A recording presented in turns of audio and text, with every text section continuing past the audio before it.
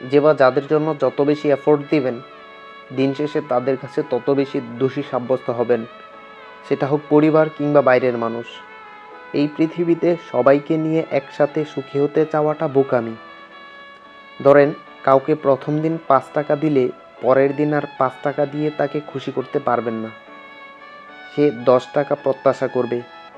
১০ টাকা দিলে পরের দিন তার প্রত্যাশা গিয়ে দাঁড়াবে ১৫ টাকায়, তারপর ২০, তারপর ২৫।